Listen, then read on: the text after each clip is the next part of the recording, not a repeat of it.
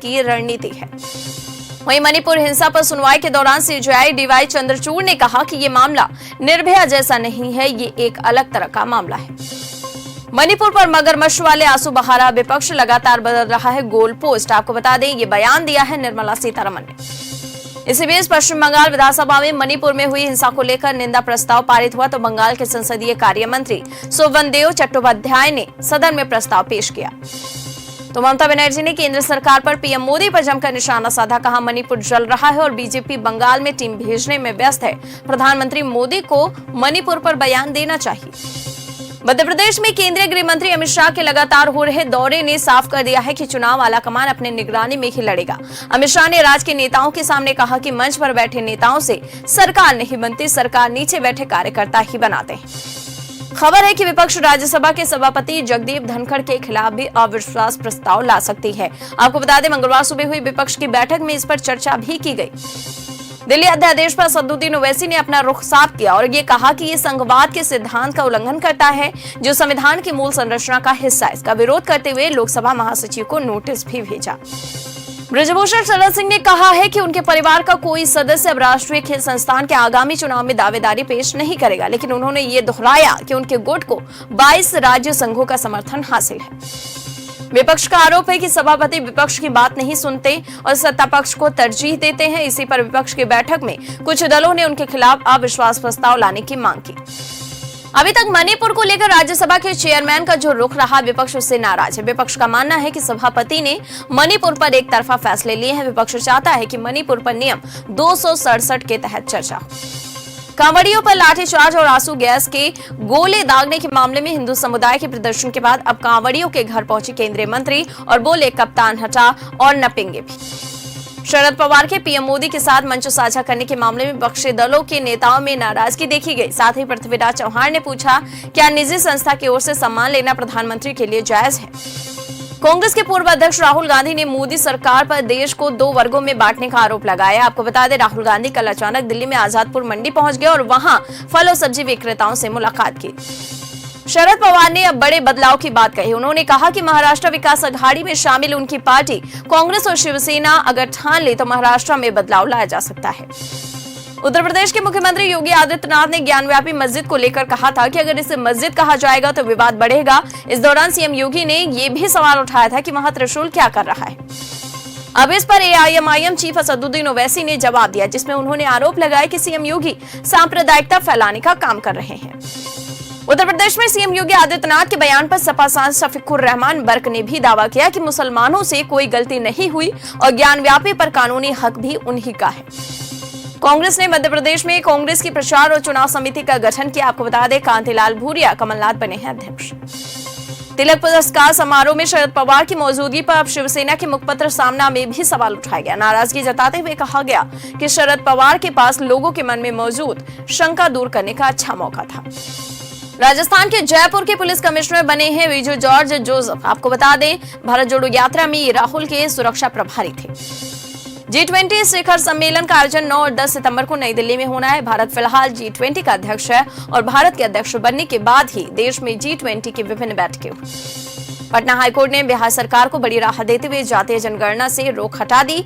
Court ने बिहार में सरकार द्वारा जातीय सर्वेक्षण कराने की चुनौती देने वाली सभी याचिकाओं को खारिज किया। सचिन और सीमा हैदर की लव स्टोरी अब फिल्मी पर्दे पर लाने की तैयारी चल रही है। दरअसल इस जोड़े को फिल्म का ऑफर मिला है। उत्तर प्रदेश के अमित जानी से इस फिल्म का ऑफर मिला। आपको बता दें, वो नवनिर्माण सेना के अध्यक्ष हैं और कई मामलों में विवादों में भी घिरे रहते हैं।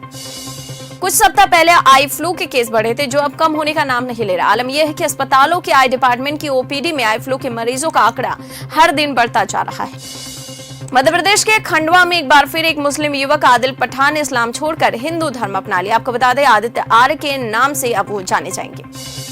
मध्य प्रदेश के देवास जिले के आखिरी छोर पर बसे नेमावर में 35 परिवार के 190 लोगों ने संत समाज के सानिध्य में सनातन धर्म में वापसी की। 1 अगस्त से पाकिस्तान की सरकार की तरफ से पहली बार मिनरल समिट यानी खनिज शिखर सम्मेलन का आयोजन हो रहा है और पाकिस्तान में कई ऐसे खनिज भंडार हैं, विशाल भंडार कह सकते हैं, जिनकी कीमत अरबों में है। मगर पाकिस्तान इससे अनजान है, जिसे चीन जमकर लूट रहा है। अभी तक करीब 22,000 टन तांबा पिछले करीब 4 साल में चीन को निर्यात किया गया। आपको बता दें, इससे $35 मिलियन का राजस्व पाकिस्तान को हासिल हुआ। 48 घंटे बाद भी अब तक नहीं मिला है कोई सुराग। आपको बता दें, जावेद अहमद वानी की तलाश अभी तक जारी है। वहीं आपको बता दें, जावेद कार चला रहे थे जब वो अपने घर से महज 100 मीटर की दूरी पर थे, तभी लापता हो गए। अहमदिया के बाद अब वक्फ बोर्ड की मनमानी के खिलाफ आगा खानी मुस्लिम समाज ने भी केंद्र सरकार को शिकायती पत्र लिखा है, जिसमें महाराष्ट्र वक्फ बोर्ड की शिकायत की गई है। केंद्र सरकार से न्याय की गुहार लगाई गई है। सीएम ममता बनर्जी ने सदन को बताया कि उनकी सरकार ने 2001 से लेकर अब तक बीते 12 सालों में राज्य के अल्पसंख्यकों के बजट में 8 गुना वृद्धि की। ट्रेन में गोलीकांड पर बोले कांग्रेस नेता श्रीनिवास वीबी कि देश में बढ़ती नफरत का परिणाम। श्रीनिवास ने यह भी कहा कि नफरत ने देश को किस मोड़ पर लाकर खड़ा कर दिया है।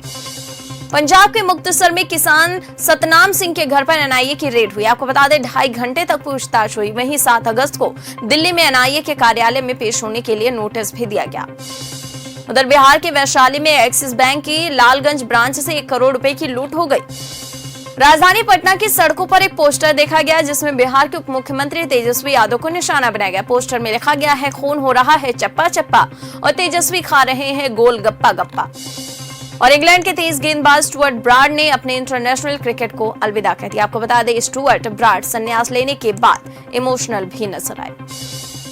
पाकिस्तान के ढीले पड़े तेवर पीएम शहबाज शरीफ बोले, युद्ध विकल्प नहीं, भारत से बातचीत को तैयार। पाकिस्तान की संसद 9 अगस्त को होगी भंग, 90 दिन के भीतर कराए जाएंगे चुनाव। जापान और दक्षिण कोरिया में गर्मी ने मचाए हाहाकार, 15 की मौत, लगभग तापमान 40 डिग्री के करीब। पाकिस्तान में हुए आत्मघाती हमले की यूएन चीफ गुतारेस ने की निंदा, कहा हम आपके साथ खड़े। एलन मस्क को लगा बड़ा झटका, ट्विटर हेडक्वार्टर से हटाना पड़ गया। नया एक्स लोगो परेशान कर रही थी इसकी चमकदार रोशनी। नमस्कार, न्यूज गंगा देख रहे हैं आप मनीषा के साथ। अब से कुछ ही देर में होगी आपके सामने देश और दुनिया की 50 सुपरहिट खबरें। तो आइए आपके बुलेटिन की कर लेते हैं शुरुआत सुर्खियों के साथ। एक तरफ मणिपुर हिंसा को लेकर सुप्रीम कोर्ट में सुनवाई हो रही है। सीजेआई ने पूर्व जजों की कमेटी बनाने तक की बात कह दी है।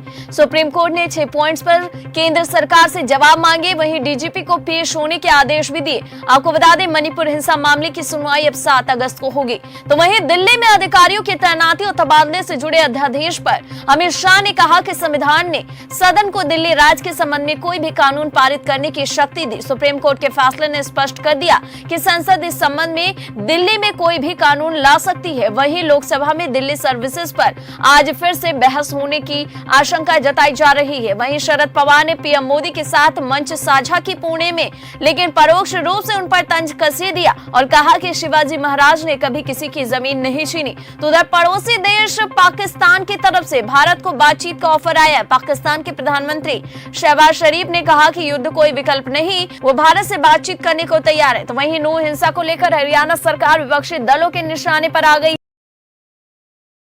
Resellers top favorites. Sarees to flop.